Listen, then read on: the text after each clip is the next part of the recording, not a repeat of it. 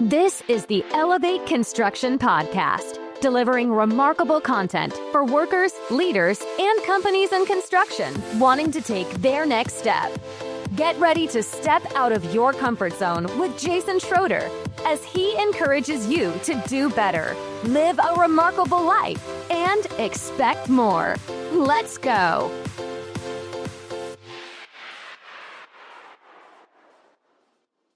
Welcome to the Elevate Construction Podcast, where we always improve to keep you, the listener, interested. My name is Jason Schroeder, and today's podcast is titled The Capacity to Sustain. Every project has a certain amount of capacity. We just need to know where that set point is on our projects. This is the second to last episode in Season 1. In Season 2, we're going to amp things up a bit and improve like you haven't seen before. We have relevant content, more conflict, better topics, and more guests. And this starts in 2 days. Let's go. As always, please share this podcast with anyone interested in taking their next step. So let me first tell you a quote. And the quote is, "The question isn't do we want to do it? The question is, do we have the capacity to sustain it?" So let me tell you a little bit of a story here. But actually, let me preface this by saying that our projects are sometimes overburdened. There is a Japanese word, Muri, that is basically the translation for overburden. And I'll read you the definition and I'll do it again for repetition. Muri is a Japanese term for overburdened, unreasonableness, or absurdity, which has become popularized in the West by its use as a key concept in the Toyota production system. And so if we are overburdened on a project, that is something to take note of. That is a condition which can't be ignored. And we do a really good job of focusing on the elimination of waste, but do we focus on the elimination of overburden or unevenness and waste? There are three key concepts there: Muri, Mura, and Muda. So all three of those things. And so a team only has a certain capacity to sustain variation, to sustain overburden, to sustain changes, to sustain these things. And so we have to really be watching out for it. So here's the story for you. So on the research laboratory, we were sustaining some change orders, some owner-directed change orders, and some changes to the design. The design wasn't 100% finished. That was we had phased packaging, we had phased design, and it was a little bit fast-tracked, not entirely. And it was mainly because the exterior had to be redesigned. So we weren't complete with design by the time we started. But we really needed to be, because there was a certain amount of capacity which was lost from that. And there was a point where we were burdened with too many change orders. It was just too much. And we challenged the design team with the owner's rep to stop design, complete design by December, so that we could have the rest of the next year to construct this building and to finish in November.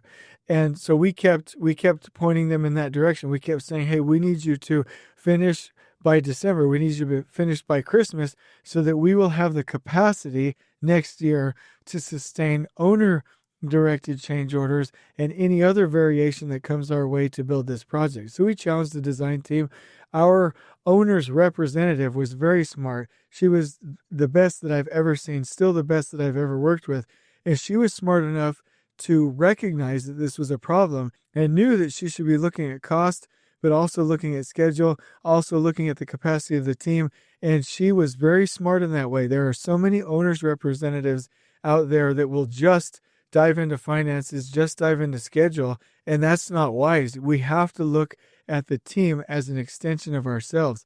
And I think the most unknowing owners' representatives will go take pride in their ability to go dig into costs and make project managers' lives nightmares and make them go do inventory walks, really double down on the paperwork to an unnecessary extent, hold them up into meetings, reject plans for street closures or for utility impacts or things like that 15, 16, 17 different times.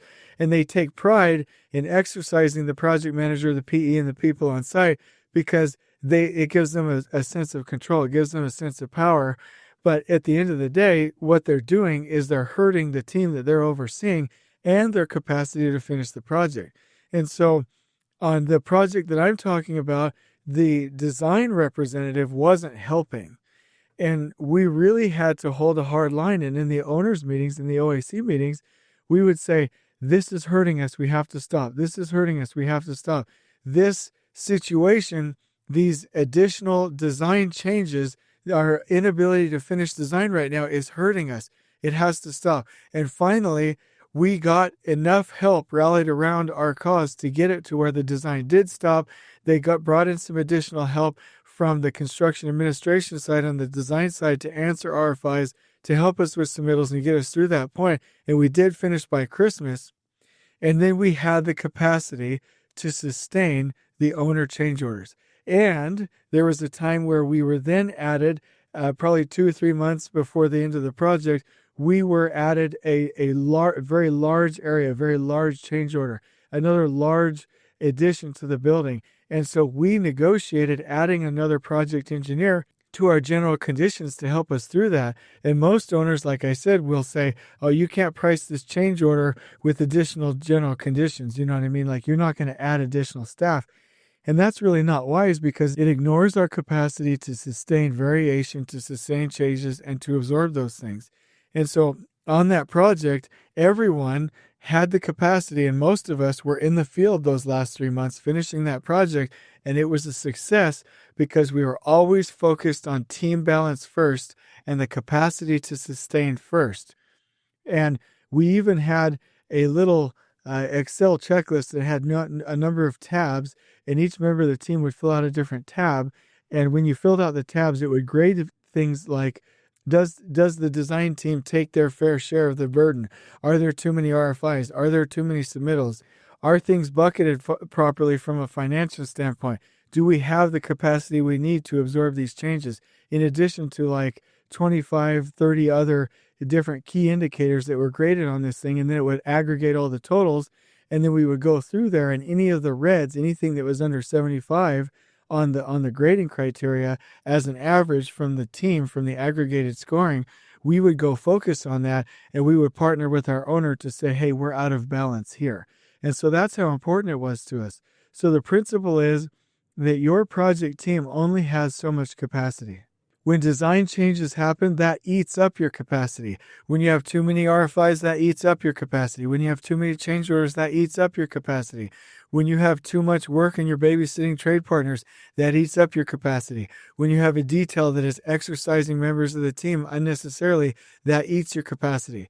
And so we need to be noticing those things and always focus on team balance and health first. Organizational health is the number one priority for us, whether we own a company or we're overseeing a project or we are a leader in any capacity. So let me do a quick little sidebar on this that's pertinent to the topic, but I really love cleanliness and organization. I love the 5S lean system. I love 3Sing. And people often look at me like, or I get the sense from people that they think my expectations are too high. And I'm kind of tired of it, but I'm not complaining. I do have very high expectations. I expect perfect cleanliness. I expect perfect organization. I expect perfect safety. Everything else we can make mistakes on, but I want perfection. I want us striving for perfection in those areas. But people don't usually understand why I focus on cleanliness and organization and why I focus on 5S.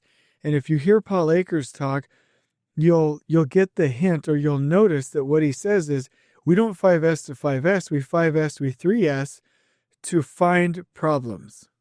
And that's exactly why I do it as well. If the project isn't clean, we don't see what we need to see. If it's not organized, we don't see what we need to see. If it's not safe, we don't see what we need to see. If it is not clean, all we're doing is focusing on the piles and the mess and the disruption and the variation and the waste and the chaos. And we're not looking for quality. We're not looking for safety. We're not looking for unevenness.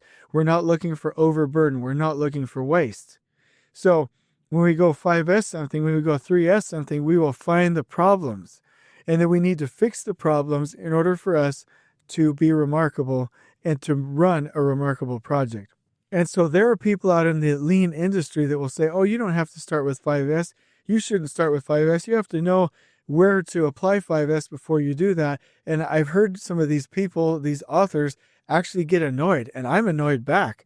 You will start with 5S, 3S everywhere. It's the beginning of everything. Everything that we do, our office organization, our field organization, how we send emails, how we think, how we run our personal lives, everything starts with cleanliness and organization because it allows us to see what we need to see. And so if I go out there and I see that there are some messes, if I go out there and see that there's unorganization, if I go to a different floor and there are piles everywhere, if I go see that there's chaos, then I automatically know there's a problem somewhere.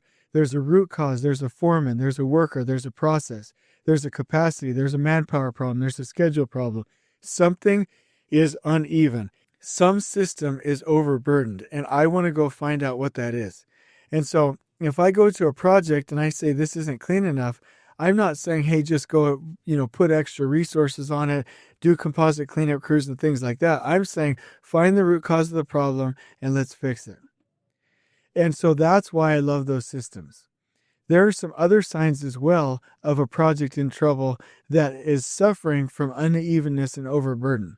So that if the team isn't going home on time, if they're not prepared for meetings, if they're stressed out right now and not living a good balance at home, if other work goes undone, if quality isn't being sought after at the moment, if people aren't even attending meetings. These are signs. I'm just going to give you a couple of them because I don't want to waste your time, but these are signs that we are overburdened. And so again, this goes back to the concept of overburden from the Japanese word Muri, and that means unreasonable. It means overburdened. It means unreasonableness. It means absurdity. And so I love that definition, and I'm bringing forward that definition because it's absurd. It's absurd to overburden a team. It's absurd to go levy change orders without allowing us, the staff, to take care of them. It's absurd to not realize that failing contractors is going to require additional resources, additional supervision. It's absurd to put so much strain and stress on people and to not have enough manpower, not have enough resources to where they're at the breaking point. It's absurd. And so that's why the waste of overburden needs our attention. We have to focus on the balance and stability of the team first. And I do want to say that when we go look at safety issues, or we go look at change orders, or we go look at problems on the job, or we have 2 or 3 trades that are failing on the project, we don't just go blame the team right away. We go find what the process is, what the problem is, what the resource problem is, and we fix the issue with overburden. And then if it's a people problem, just like I said yesterday, we can go fix it, but we need to find that out first. Because there are many dials that we have to deal with out there in the project. We can turn the dial of finances. We can turn the dial of manpower. We can turn the dial of how many hours we're going to work. We can turn the overtime dial. We can turn the crew size dial.